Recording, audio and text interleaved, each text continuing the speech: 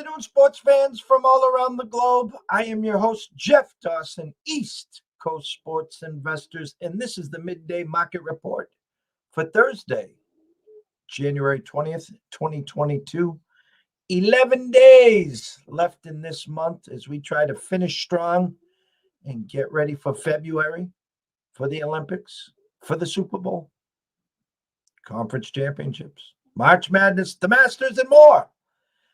I love Thirsty Thursday for one reason and one reason only. We get to tiptoe to the Windy City. We get to talk to my man Colton, someone where I wish I had as much energy, as much enthusiasm, dedication. I tell you what, after 45 minutes with him, who needs coffee? Who needs Red Bull? And I hope everyone here feels the same way. So without further ado, my man from the Windy City himself, Mr. Colton Soroka. Well, good afternoon, my friend. How are you? I'm like you. It's about 15, 20 degrees. It's snowing. Only going to get a couple inches here, maybe a bigger one this weekend. I mean, I need some pitchers and catchers. I need to at least. Hey. Now, I don't have snow yet, but did drop down to about 10 degrees now. We're probably in the negatives with the wind chill, so that's wonderful. Warm coffee flowing. Appreciate you as always. You hang out with me, you don't need any coffee. I hope I can bring the electricity from time to time, but I need this shit to keep me going. I'm on my third, fourth cup, fifth cup at this point in time. So usually you get me in the morning, I'm only at number 1 or 2. So I'm telling you, the vibes are flowing, Jeff. The energy's going. I've already had, hey, to me and to you, my friend. Hey, I'll cheers you to that. That is some good stuff. I got some creme brulee, some vanilla bean creme brulee going this afternoon in the old mug here today. But had some time to already go through the college basketball board. You know your boy, the mid-major king, has entered the chat, ready to rock and roll. We talked a little bit about it pre-show. I got a little bit of NBA action too. Maybe we can dive into. And then if you guys didn't watch the Talking the Line pod today, we had the special play of the day, the board bender parlay. So maybe we dive into that, talk a little bit about that. Paying out at 11-1 odds, maybe a little pizza and beer money, as you'd like to say, my friends, on that bad boy here this afternoon. Well, as we discussed behind the desk, college hoops is just, I don't know how to describe it because they call it March Madness and we're only in January. And when you put the time and effort that we do into these games, I almost feel I don't even know how to describe it. Yesterday, a perfect example, all 3 games winning at halftime. We had 3 small dogs, all 3 games winning outright at halftime. And by the final bell, 2 of them lose, don't cover, and then third one plus 300. I'm sorry, plus 240 on the money line, plus 8 on the cover for somewhere close to you, isn't it, Bradley? Oh yeah, hey! We don't speak of that name in this household. We do not speak of that Fradley organization you speak of, that program over there. We speak of only the Illinois State Redbirds in this house, hashtag Rollbirds. But yeah, they're pretty damn close around here, the old Bradley Braves. Buck Fradley, as us Redbirds like to say, alumnus of the Illinois State University. Yes, sir. I think the most frustrating part, Colton, is, we try to go against the public. We try to be contrarian. We love our dogs, and the dogs, there's 40 minutes to a ball game, and then you can start to see the wheels falling off at the 28, the 30, the 32-minute mark, and then you're just holding on for dear life, and nothing worse than just running out of gas with these guys. No, and you say, I don't know how to describe it. I mean, I can think of a few words. Insanity, bullshit, nonsense, complete garbage. dumpster fires, everything in between. It has been blowing my mind, my friend. I mean, you mentioned the time we put into this. I promise you guys, I don't just wake up in the morning and say, let me throw it. Yeah, you know what? That team, let me bring that to every show I come on today. I think they're going to be a winner. The hours and the numbers and the systems and the models. And, as I say that out of my mouth, this weird voice in the back of my head, but familiar voice, starts to echo. Oh, that's right. Nobody knows shit. Shout out Sportsbook and Sig. I don't know what it's been, my friend. You see the steam. I try and pay attention to some of the steam, and I'm starting to almost think that you can't even buy steam in college basketball anymore. I watch some of these teams, and I'm going to talk to you about a team today once we get to one of the games that I got to pick out of. I see this team that is getting so much public money, so much public bet. The line is not going anywhere. This is hammer in the dog central, 150%, especially with how they've been playing, everything. And then, hey, knock on wood here, it won't happen this time around. I think we got the tide turned back in the right direction because I am a dead even 5-5 on the week. I think we're going to turn the tide here on Thursday and going into the weekend with any luck. But, I mean, you said it too. Starting off the week 3-0. We talked about it pre-show.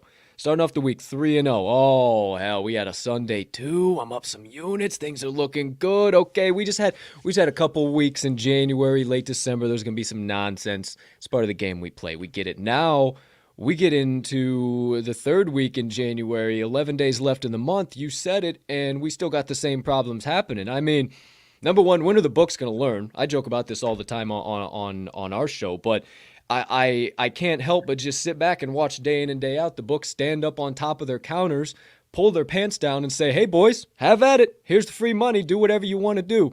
I mean, I don't get it. And I know I probably should have stayed away from Alabama last night, minus the 4. Probably should have done it, but there was no other reason for that. And then bam, we get hooked. We get hooked because of some nonsense rebounding and because of I don't know if it was Shackelford or Quinterly. I think it was Quinterly. Last second of the game, running down. Hey, let's just dribble the ball out. We got 22 seconds left. We don't need to run a fast break when we're up 7 with 22 seconds left. Instead of throw the ball away, turn it over. Shit, now we're down 5. Oh, shit, now we're down 3. Oh, wait, let's dribble it out. They're not going to foul us. Oh, wait, now they're down 1. They fouled us. Now we're down 3 again. Game's over.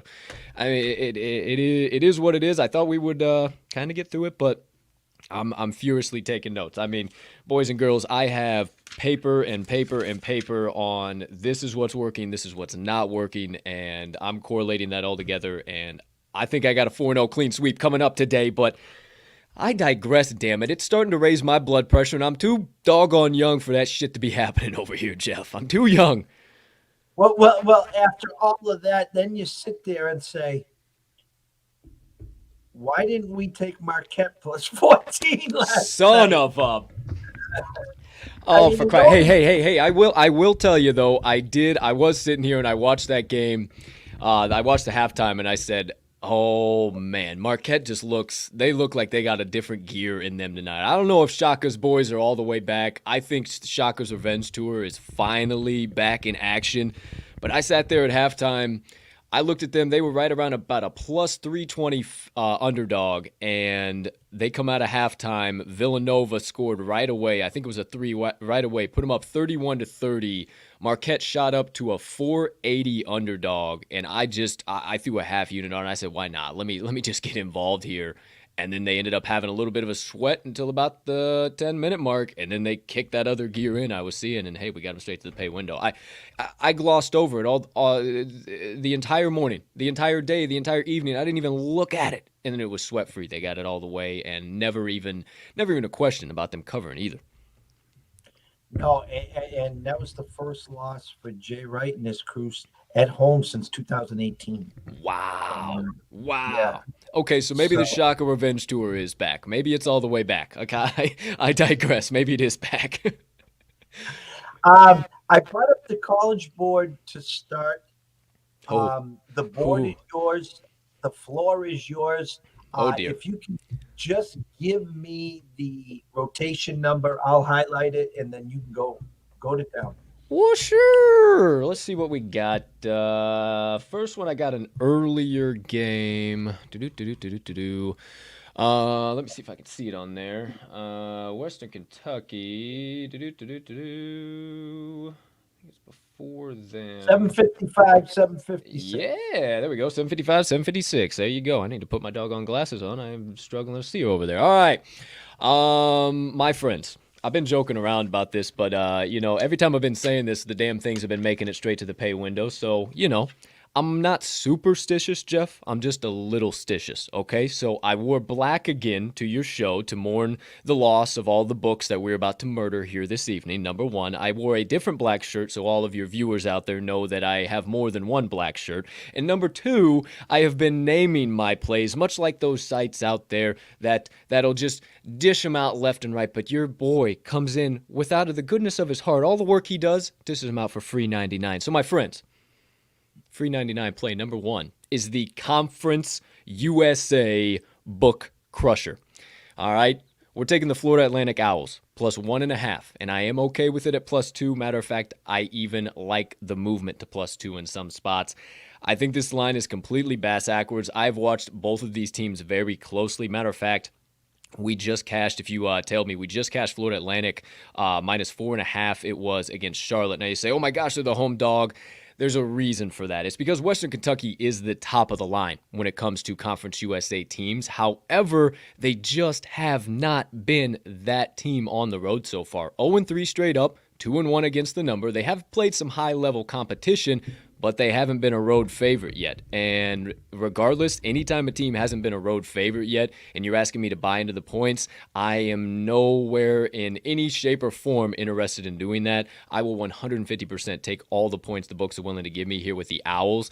Not to mention, the Hilltoppers have not played on the road since January 1st, and then before that, December the 22nd. So you think about that in terms of college basketball, and that feels like millenniums. I mean, think about how many damn games we have capped ourselves since January the 1st. So it feels like a long time, and I really think that the Hilltoppers are going to struggle at home or on the road against FAU, who has been damn good at home. 1-0 straight up and against the number as a home dog this season.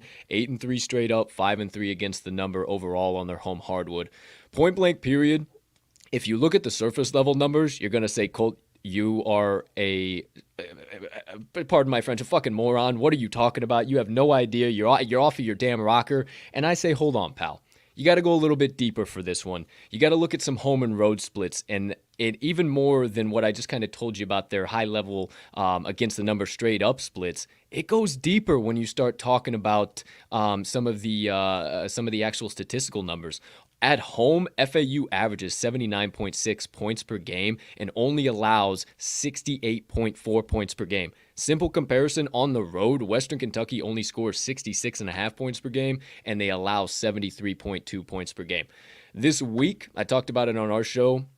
For some reason, the boards, the rebounds have been just the key thing for the team whatever team wins that battle, but in any matchup you want to look at, they have been going straight to the pay window on their spread. I don't know why. It's kind of just been one of those things this week, and FAU holds a severe advantage in that department. 118th in offensive rebounding percent and 58th on the defensive side per KenPom. Western Kentucky's 251st and 257th in those exact same statistics, so I think that the Owls absolutely obliterate them on the glass on both ends of the floor. But as always, you know me, I love my trends against the number, so I got to bring a couple of those here as well. FAU, 13-3 against the number their last 16 games played on Thursday, 5-2 against the number their last 7 as a dog, 11-5 against the number their last 16 home games. Western Kentucky is 1-4 straight up their last 5 games on the road, yet still favored somehow. The dog is 17-5 against the number of the last 22 meetings between these two teams, and FAU is 8-2 against the number with a handful of straight-up wins in their last 10 meetings overall. So I love this one. If you're with me, let's rock and roll. Let's get the Conference USA book crusher straight to the pay window with the Florida Atlantic Owls, plus 1.5.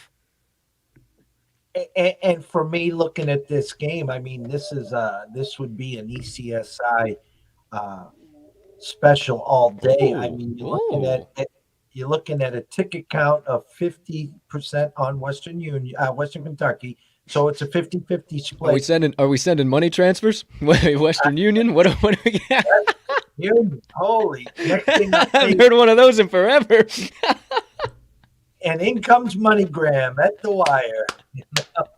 Uh, and then 81% of the money coming in on West Kentucky, yet the line hasn't moved. So we call that a line freeze. The Can only smart you can you spell what's that term? What's the term? Oh yeah, severe monetary liability. That is that term I'm looking for, and that is exactly pretty much why I made this play on top of everything else I told you. You fine folks out there, and you too up there, pal.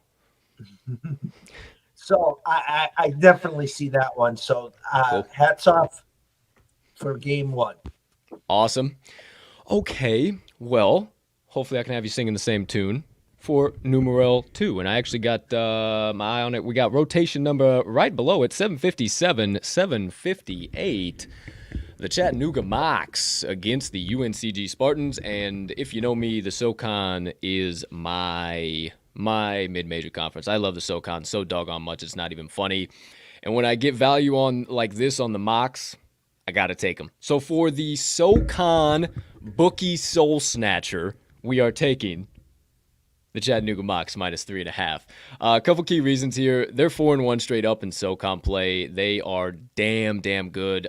Tied for Furman with Furman actually for first in the SoCon. They're 6-3 straight up, 5-4 against the number on the road. But I will tell you, those failed covers were a -8 and a -12.5, which this isn't a big favorite spread. I'm not worried about that. And then they played at Belmont as 6-point dogs, and I wouldn't wish playing at Belmont on my worst enemy. And then they played as 5-point dogs against Murray State, and I kind of echo the same sentiment about the Belmont Bruins that I did there as well.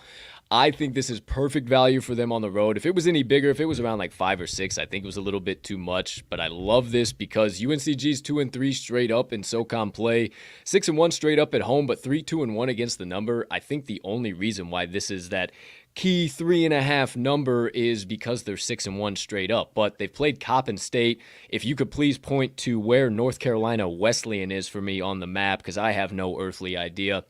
They also played UVM at home, Elon, Furman, the team I talked about, and then Wofford as well. Some good teams, not great teams, one very solid team, and some piss poor teams. So I'm just not buying any value with the Spartans, especially in a conference game here on their home hardwood.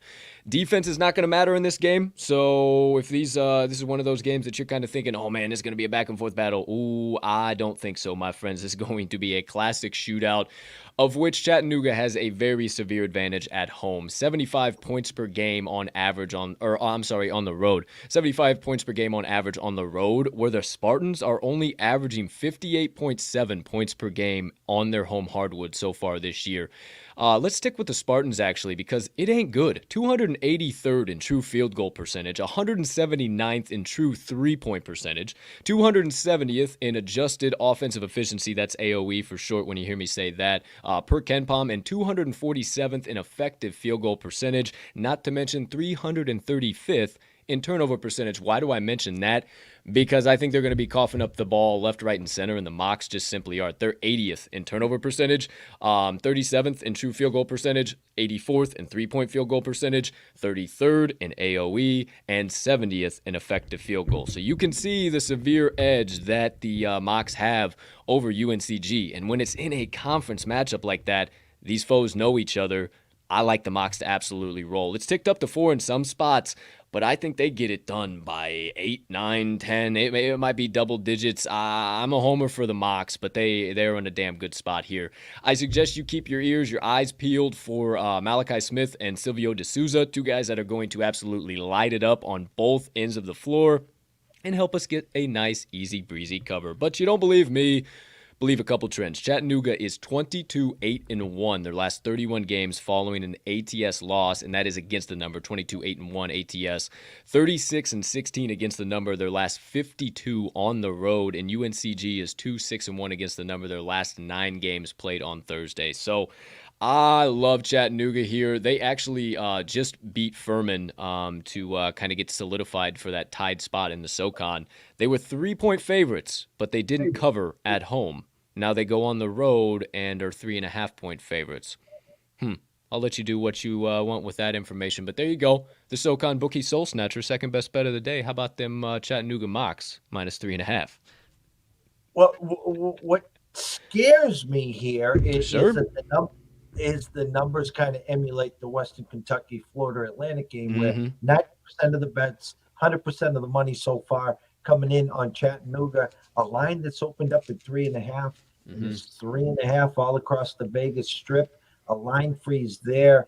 Um, Flat three in one spot and it's leaking in another spot. So in other words, and you talked about the high octane offense at Chattanooga and the snail pace from Greensboro with an under over that opened at 124 and is now 122, Mm. which to me, just off numbers, tells me that that's a Greensboro number. Yeah.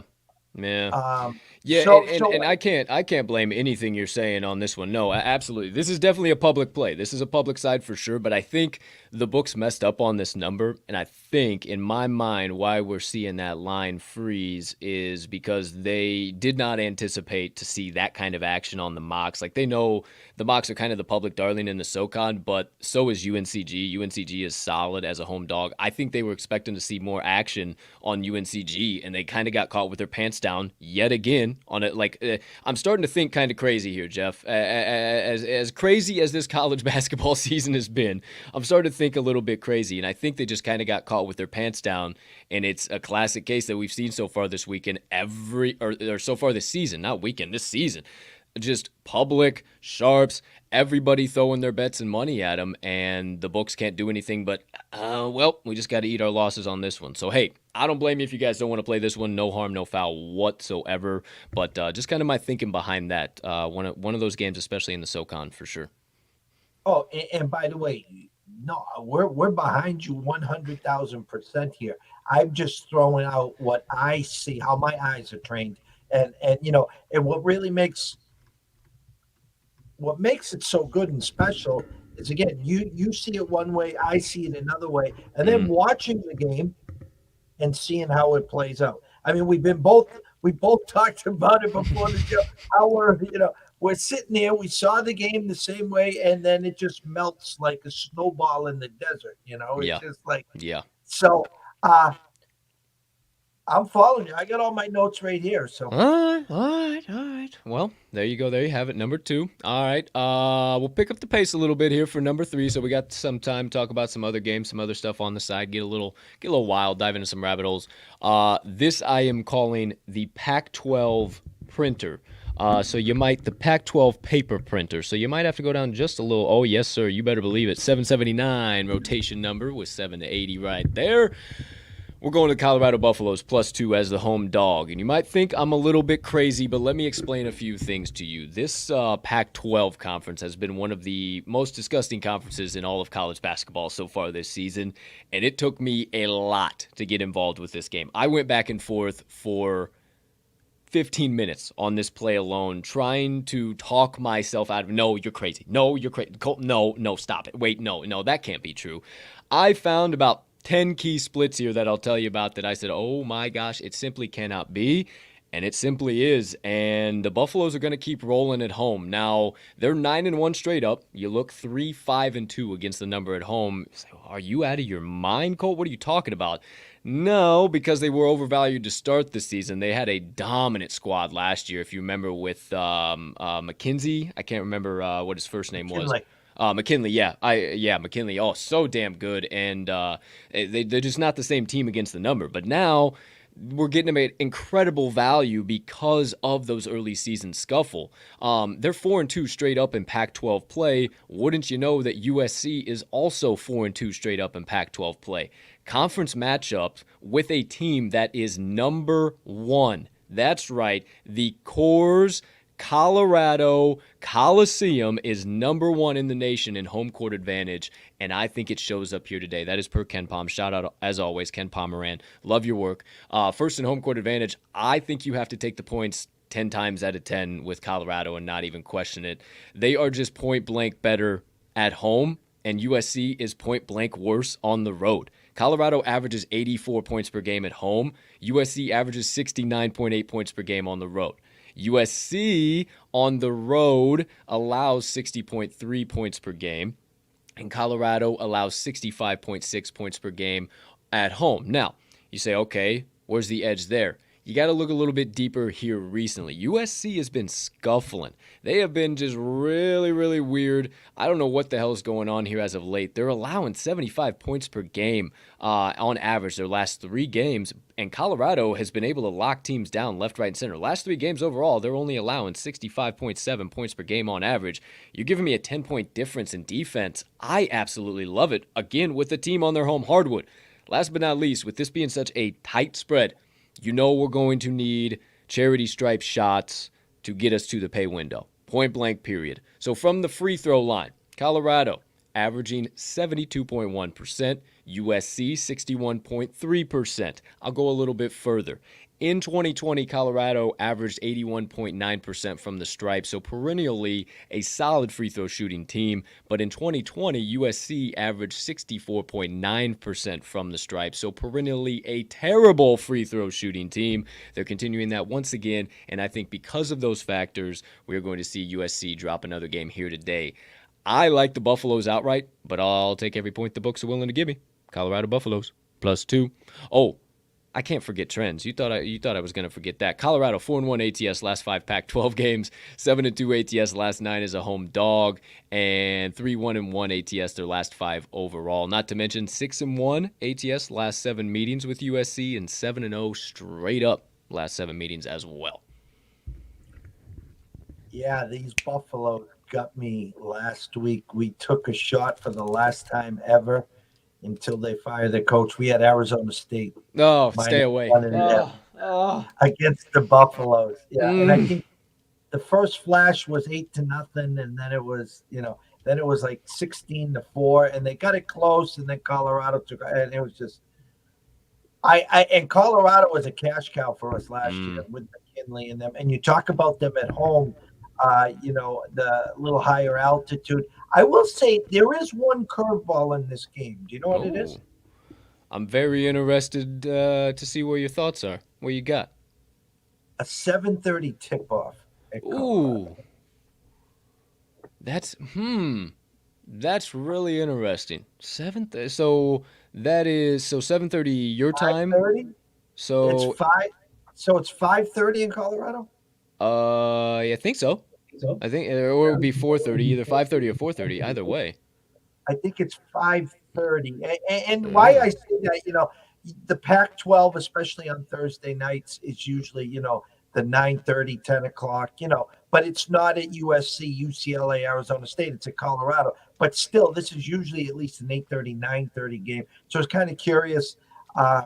Someone pointed that out earlier, that it's a 7:30 start, which I think is 5:30 for them. Yeah, I don't think that concerns me too much about the home court, but that definitely makes me think about it for sure, with it being a little bit earlier. But I mean, if it was any earlier in the day, I'd be really concerned about people not being at kids not being at a class, people not being traveling. Damn, is that home court advantage really going to be that good today? Because when they're there, I mean, they are there, and it's number 1 in the nation for a reason. It gets ruckus, and I think it's going to be today for sure. But I love everything you said there. Okay, that was number 3. Number 4, we're wrapping it up. You choose paper or plastic. Dun-dun. I wrap it up with the Mountain West multiplier. That's right. After we cash all 3 of the tickets that I just gave you, we get to sit back, relax, and watch this one go straight to the pay window as well. So we're going to Boise State against Utah State. It's going to be one of the last games on tap. There you go. Rotation number 835, 836. We're taking the Boise State Broncos plus the 1. You talked about it pre-show, Jeff, and those old Utah State Aggies burnt you like some not good. We'll just leave it at that. They have not been good to me either, and this is not a fade play, the Aggies. It's just a simple observation eye test. The Aggies are simply not there right now, and I don't know what they're missing. This is not a team's been scuffling, now they're back on their home court, time for them to rebound and turn around. Nah, it's not that type of spot. It's just not. Point blank period, Boise State is rolling. 4-0 straight up in Mountain West play, 10-0 straight up their last 10 overall, 4-1 straight up, and 3-2 against the number on the road so far. I do think they win this one outright, but just in case of any Mountain West nonsense, I will, again, take every point that the book is willing to give me. Utah State, again, scuffling. 1-4 straight up in Mountain West play. They've lost 5 out of their last 7 games. And, I mean, I just see everybody sitting there thinking, after they've lost their whole asses off throughout this whole day, because we know it's going to be nonsense once again, they're sitting there staring at one of the games that we all know something about. We all know the Utah State Aggies are a good college basketball team. We always see them in the tournament. Boise State always seems to drop. I see everybody chasing with this game, which is why I kind of targeted it. And this is Utah State has to bounce back at some point in time, right? Why not better now at a short point spread on their home floor? I think we continue to see the regression. I think we continue to see the struggling. But you don't believe me, I hope you believe after this. Utah State is without 2 key rotational players. RJ Idlerock averaging 7.8 points per game and Brock Miller averaging 8.8 points per game. Those are 2 guys that contribute huge amounts on both ends of the floor, and without them, the Aggies are going to struggle mightily. It does not matter how short this line is, if they're on their home hardwood, if you blast every player out of a cannon and ordered strippers for the halftime for the boys. I mean, they're just it ain't happening. They're not taking care of business here today. Outside of all of that, there is one final thing. Just here, kind of last 5 games, I've just mentioned these teams are just on completely different wavelengths. And right now, the Boise State defense is just on an entirely different level. They're 10th in the nation in points per game allowed across the board, and Utah State is 174th. So I think Utah State continues to struggle. Their home hardwood does not help them whatsoever. And facing a Boise State team that's been knocking it down left, right, and center, over 72 points per game, and I believe 5 out of their last 8 or 5 out of their last 9. I mean, they have been absolutely destroying teams. So I love Boise State plus the 1, especially with the key outages for Utah State. But you don't believe me for the last time. Believe the trends. Boise State, 6-1 against the number, last 7 as a dog. 5-0 against the number, their last 5 as a road dog. 6-0 against the number, their last 6 road games versus a team with a straight-up winning home record. Utah State 1-4 against the number, their last 5 home games versus a team with a straight-up winning road record. How you doing? Keep it moving on that one. Utah State 1-4 ATS last 5 overall, and 3-7 ATS their last 10 following a straight-up loss. I think the Aggies continue to scuffle. I think the Broncos continue to ball. How about that? I'm a poet and I didn't even know it. A little haiku for you or whatever the hell that is. I don't know. I'm really not. Just hammer in the Boise State Broncos plus 1 because I'm a handicapper at the end of the day. You hit the right cross to me when you brought up Utah State. We talked about it. I'll just reiterate to all the ECSI family members who are enjoying the VIP experience. Utah State at Fresno State. We had Utah State plus 5, I think the number was, or 6 even. And they were up 29-13 at Fresno State, up 16 right before the half. They were up 10 at half, and they go on to lose the game by 7. So I have a bad taste in my mouth with Utah State as it is, and all the numbers that you brought up, music to my ears. Oh, Jeff, you know what game feels awfully similar to that doggone matchup you just mentioned there, and almost an identical line and movement today, almost bet money percentage, almost everything identical too? Chattanooga Moccasins against the UNCG Spartans. I mean, almost identical. I don't know. Call me crazy. What do I know? Who am I? Hey, just a humble observation. I am but a messenger. All righty. So from here, what we're going to do is we're going to tiptoe to the NBA so you can give out your red hot props. Okay. And then we're going to close with your 11-1 parlay. So everyone here right now, do me a favor before we give you out the bread and butter props and parlay to end this show. Run over to YouTube at East Coast Sports Investors. Hit the subscribe button. Smash the like button. Anything you see, smash it. Shout out. And at the same time, go over to Talking the Line and Colt TTL Sports if you're not following him on Twitter, and follow Colton. And we'll have his partner in crime tomorrow, from Mags to Riches, Oh, and baby. we'll be talking some more from the Windy City. And I bet you we'll even talk a little Packer football. Hey, you fuck that. You ain't got to bet on that. He is coming in hot with Packers information. Let me tell you, this man, he was a little bit. I know he's watching right now too. He was a little bit nervous. He's a little bit anxious. Boy, he woke up this morning feeling it. He's ready. He gonna wake up. He gonna wake up tomorrow morning feeling it even more. He's gonna come on this show. Jeff, you might have to wear your sunglasses on tomorrow's show. He's gonna be beaming so bright. I'm telling you that boy is. Woo! He's got cheese falling out of his ears. I'm telling you what. I saw they're starting some movement leaking back to 5.5. And a quick Ooh. insight on that number. Very simply, it opened at 4 or 4.5. It jumped to 6 because speculation that quote unquote Jimmy wasn't going to play, which we all know he is going to play. So now I think they're going to start to get some buyback and get it closer to that 4.5. He'll probably go off at, my gut says 5.5. I mean, I'd be surprised if you caught a 6 number by kickoff there, but we shall see. We shall see. I'm just the old humble Bears fan that just gets to hang out and watch it while my fucking dumpster fire just floats down the stream. Hey, everybody, how you doing? You got Justin Fields, and I'm a big Montgomery fan. So. Yeah, I am too. I love everything we got. We just need to figure out how to put it together. We'll go there sooner rather than later. Once we figure out if we got a captain to the ship, who is the captain now? If you're a fan of that movie, as well as we'll see if we have a who is I don't know, the operator of the Coast Guard, the head of the Coast Guard, I guess. Who's the GM? I don't know. Like, who's the Overwatch on the ship? I don't know what's going on, Jeff. It's got my head spinning in so many doggone different circles.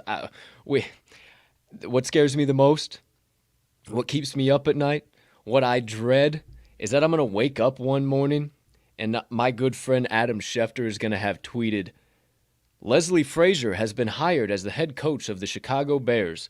That is just what keeps flashing in my head, and and I'll be sick. I'll be sick. I might have to go in hiding for a few weeks. You guys aren't going to be able to find me. I promise you that. Well, for me, Team Khaki and Harbaugh makes too much sense. Yeah. Rumor has it he will take the Raider job. And let's just get to the true skinny of the whole situation, okay? They ripped up his contract last year. He came back for dirt minimum and incentive lading, which he hit all of his incentives, which he gave back to the program. Now his agent leaks out that he might want to go back to the NFL. Why? So Michigan now has to go back to the table and rewrite another contract. Jim ain't going anywhere. Welcome to business. Welcome to business. Welcome to business. It's called leverage, my friends. All the peons making their $12 an hour want to talk about. Oh, he's gonna do it. He's gonna do it. No, he's just trying to get a little bit more money, my friends. He is staying in the gold and blue. So hey, shout out my man Tony Sparks if he is tuning in any form or fashion. He is a huge Michigan Wolverines fan. I'm sure we have introduced him to you, Jeff. A friend of mine goes back a long time and friend of the TTL crew as well. Huge Wolverine fan. Every time I bet against him, he always gives me shit, and anytime we're riding him, he's always on the moon. So anytime I can, I always shout my guy out when we're talking about the Wolverines. Well, the NBA, the hardwood, or in Boston, Woo! the parquet is talking to you. What are you seeing? The parquet, I like that. The hardwood. Did you like? I tried to give you my my northeastern accent. If you did like the midday market report, I'll be on there for the market report. There, I absolutely love it. I hope you get a kick out of that. So I am I'm taking a gander at the old parquet, if you will. My partner's actually got a play out of this one as well too. Armax, shout out at Armax TTL Sports. Same guy, Brandon Ingram is what we're taking a look at, the Pelicans and the Knicks game. Now, both of these teams kind of been weird. I can't really tell you who's going to win this game, who's going to cover, really where the total is going to finish. I'd say under, if anything. But this one just jumped off the board at me. Now, I will preface this that my points, rebounds, and assists Props have been absolutely off the charts right now. 7-2 in my last 9. Now, I don't know if that's good or not, but I mean, you tell me. I'll just keep firing away because they're about the only thing that I seem to be hitting right now. So, a little extra sprinkle. Brandon Ingram right now, his points, rebounds, and assists is at 33.5. You're not getting the juice, and I absolutely love the over 33.5 points, rebounds, and assist. Now, I would not take this over 36. I don't think it's going to move at all anymore. I think it's going to stay right where it is. And we talked about this on the show. The books have this uncanny ability to our show today to set Brandon Ingram's numbers exactly at his season averages. And when they do that, he always goes over them. It is so insane. And you don't believe me? Check this out. Average on season. He's averaging 22.7 points per game, 5.2 assists, and 6.1 rebounds. For those of you that don't have a calculator handy, that's 34 points, rebounds, and assists. How you doing? Keep it moving. One over the hook, what we need. Average on the road, a little bit better actually, 23.3 points per game, 5.1 assists, 6.1 boards for a total, for those of you, again, who didn't bring your calculator to the show, 34.5. How about that? A whole point better. So they sit it right at that number. It is insane. And when they do, again, he goes over it.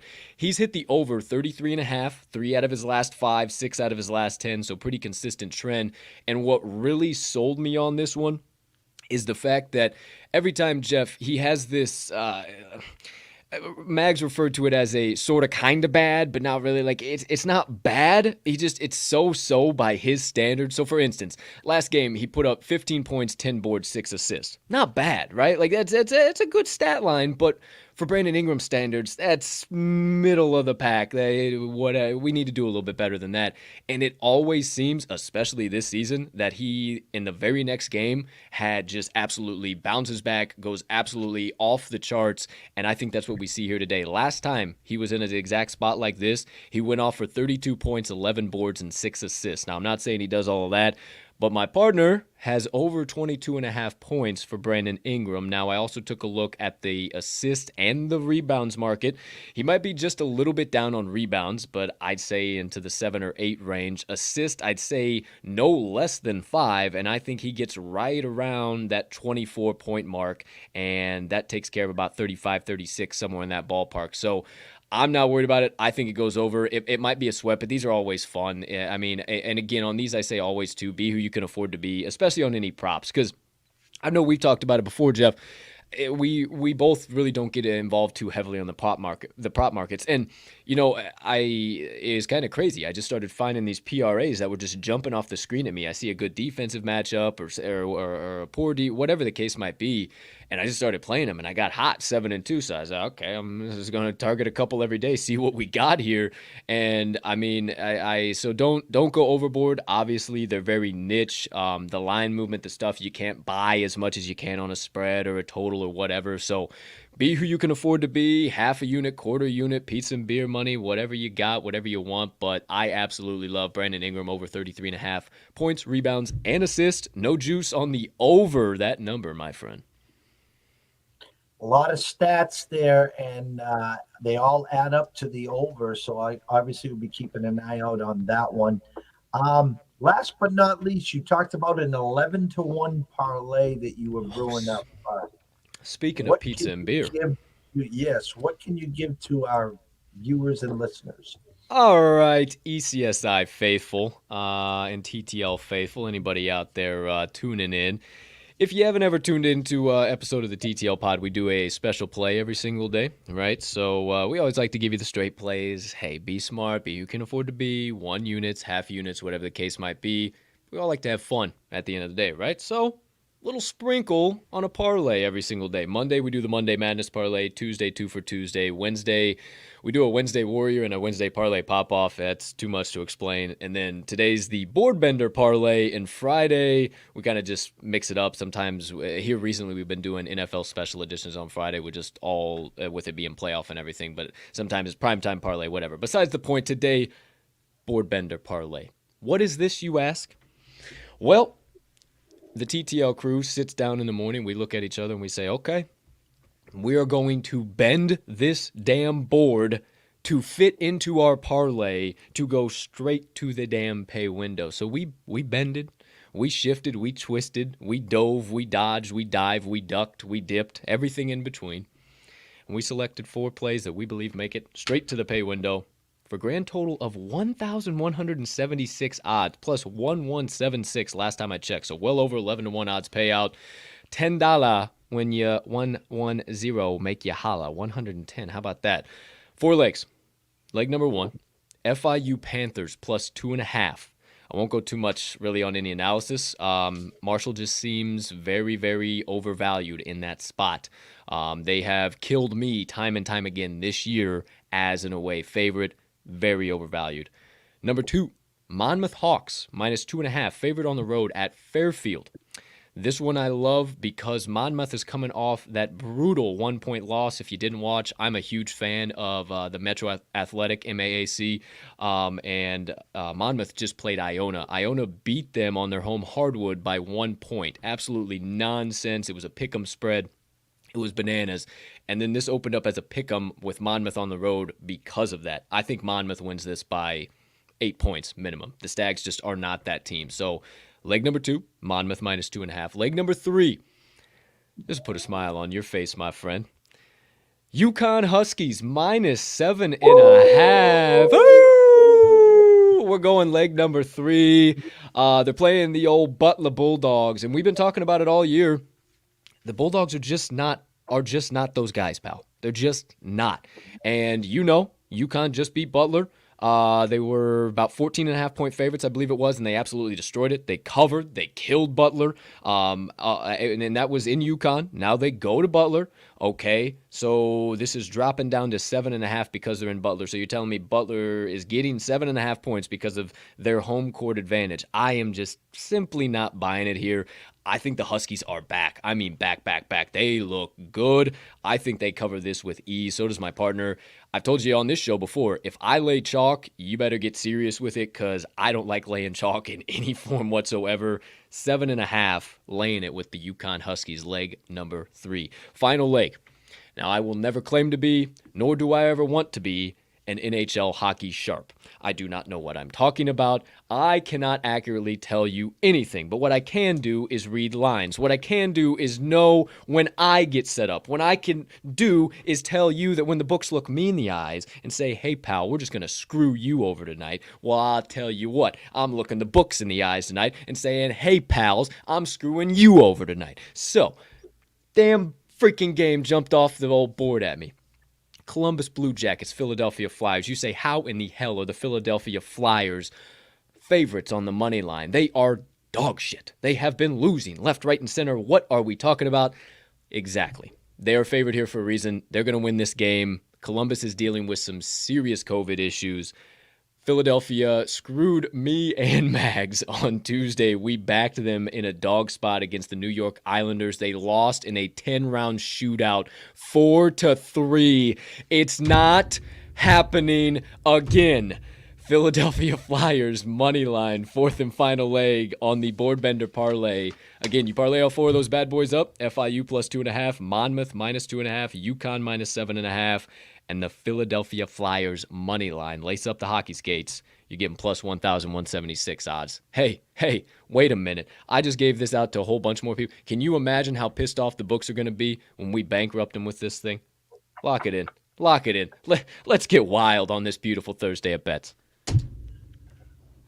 Oh, man, I'm smiling ear to ear. I love me some Thursdays, getting a hold of you, talking some shop. Not enough time in the day. I mean, we could talk for hours. They'd kick us off Twitter. They'd start with a time ban. Hey, you be here too long. You go now. You go. I love it. Wrap it up here. Just tell them where to follow you, where to catch you and your partner. I mean, I know I got it going on in the crawler, but let them hear it from you. Okay, well, quick synopsis. You see it in the ticker, at Colt TTL Sports, where you can follow me straight up. at Talking the Line, where you can follow all of me and my partner's work. Riley Armags Magnuson, Mags the Riches. I absolutely love that. At Armags TTL Sports. He's probably grinning ear to ear hearing that now, too. That's probably going to stick. That's one of those throw shit at the wall, see if it sticks moment. That one definitely is. If you want to, you feel like you want some more action, some more insights, some more advice, once you get done with one of Jeff's shows, our amazing friends over here at East Coast Sports Investors, stop by Talking the Line show. We got the Talking the Line pod Monday through Friday, 10 a.m. Central Standard Time, 10 to about 11:30 noon. But much like when you see my face here on this show, we encourage you to hammer the hell out of the over. We get a little windy, we talk, we get a little wild. Our show, we give out picks, we give out insights and stuff, but we also like to be real humming beans at the end of the day. So, for instance, our mag sidebar today was Music Trivia Thursday. So we talked about some oldies music, some newbies music, just some rabbit holes, and then all of a sudden we found ourselves talking about cryptocurrency and NFT. So you never know what rabbit hole you'll find at the TTL pod, so make sure you stop by there too for your daily dose of nonsense after the much more organized and well put together ECSI shows. Outside of that, you can also catch us on Wednesdays. We actually just dropped yesterday's show. We're back in action. Wise Words, featuring some of the greatest minds, brightest, sharpest, most electric minds in the sports gambling industry. You will have seen the great Jeff Dawson, season 2, episode number 3, graced us with his presence. We just released yesterday's episode with Hakeem Prophet, a Wager Talk sports betting expert. Shout out Wager Talk right there as well. We've had his guy VR on, our guy Newbie at Newbie Talks of the Cash Consideration Show. So here, look at me, just giving everybody shout outs here as I'm going along.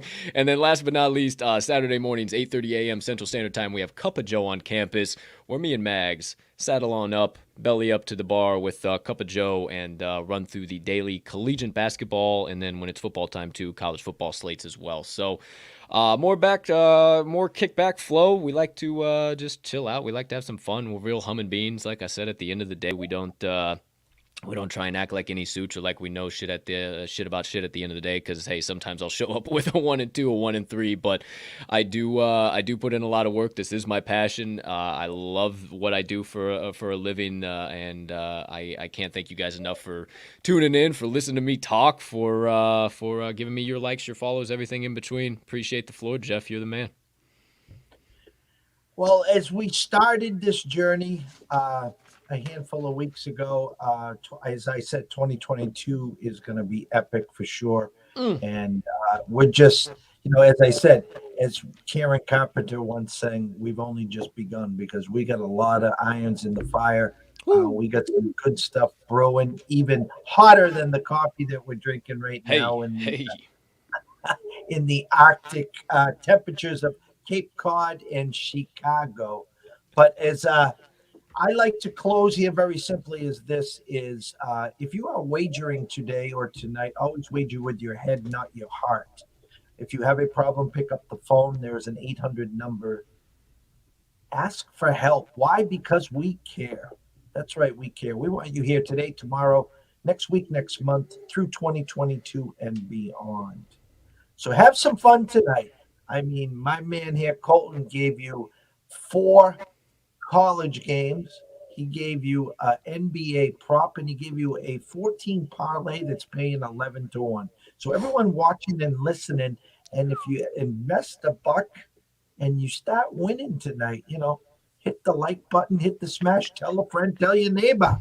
Hey, I'll leave you with one thing as well. I'm kind of an inspirational type guy. I buy into the fact that I think we all need a little extra motivation and inspiration in our day. I think we all need to take a little time to acknowledge that, because there's too much toxicity, negativity, and bullshit that goes around, even with our cohorts out there, Jeff. So I'll leave you with this. You mentioned we have a lot of irons in the fire, right? A lot of irons in the fire. But a short year ago, my friends, I was working a corporate job, banging out a newsletter with some picks and some insights, and now I find myself sitting on a screen here with the legendary Jeff Dawson of East Coast Sports Investors, staring at the Wager Talk screen, being able to educatedly talk about lines because I stepped out on a limb and took a leap of faith and had a dream, a vision, and a passion. I leave you today, my friends. Keep going. You got something you're seeing, something you got your eyes on, whatever it is, whether it's a relationship, it's something personal, a job, a career, you're stuck, you're not, you're in a rut, you're not, whatever. Keep going. The world is yours. You're just in a hallway. Oh, here you go. Here's what I'll leave you with. When one door opens, another door closes. Or when one door closes, another door opens. But it's hell in the hallway. You just might be in a hallway. Find that next door, and let's keep moving. With that, everyone, have a blessed day. And we'll catch you actually in an hour and a half. Myself and Scotty will be wrapping it up with the Scotty! bell. And we'll get you closer to the window. You got plenty of opportunity with Colton's picks today. So, again, have a hunch, bet a bunch, and we will see you real soon.